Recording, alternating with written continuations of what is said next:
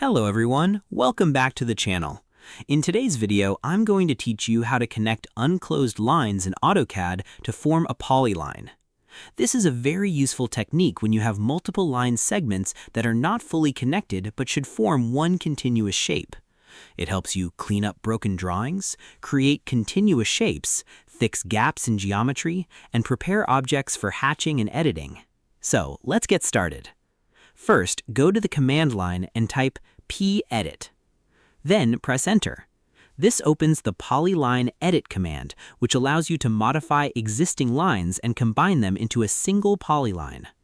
In some cases, Autocad may ask for a related option, so you may also type M and then press Enter to enter multiple selection mode. Now select all the lines you want to connect into one polyline. If your drawing is complex, you can zoom in and use a selection window to carefully pick only the required lines.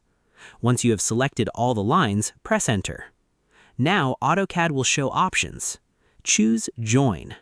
This tells Autocad to merge all selected line segments into one continuous polyline. Next, Autocad will automatically connect the lines and create a single unified shape. If there are small gaps between lines, Autocad will try to close them depending on the drawing tolerance. For better results, you can slightly extend or adjust lines before joining if the gaps are too large. After completing the command, your separate lines will now become one single polyline.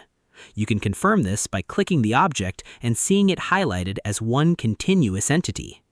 This technique is very useful for floor plans, boundary drawings, site plans, mechanical sketches, and technical design work. And that's it. You now know how to connect unclosed lines into a polyline in Autocad. This method saves time and helps keep your drawings clean, accurate, and easy to manage. I hope this tutorial helped you. Don't forget to like the video, subscribe to the channel, turn on notifications, and share this tutorial with others learning Autocad. Thanks for watching and happy drafting!